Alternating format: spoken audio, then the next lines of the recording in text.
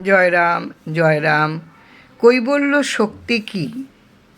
কৈবল্য ধাম আশ্রমের পাদদেশে অবস্থিত এক বিরাট বটবৃক্ষ।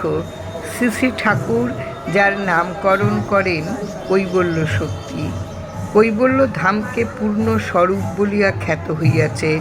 ওখানে যে কোনো অবস্থায় যে কোনো প্রাণী দেহত্যাগ করেন কি বাস করেন কি কোনো উৎসব করেন কি ভোগাদি মহোৎসব কীর্তনাদি সম্বন্ধ করেন, তাহাই অক্ষয়রূপে পূর্ণ হইয়া কৈবল্য প্রাপ্তি হইবে, ইহা তিনি স্বজনের নিকট নিজেই ব্যক্ত করিয়াছেন।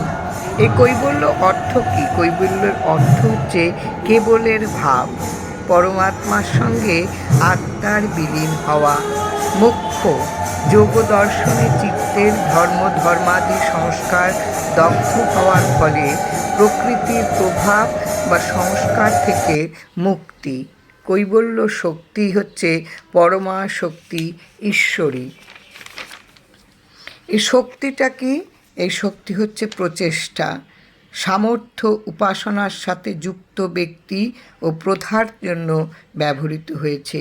শক্তির আধ্যাত্মিক সমতুল্য হিসাবে বিবেচিত হয়। হিন্দু ধর্মে পরম ব্রহ্মের ধারণাটিকে শক্তির মতো বিবেচনা করা হয়। জয়রাম জয়।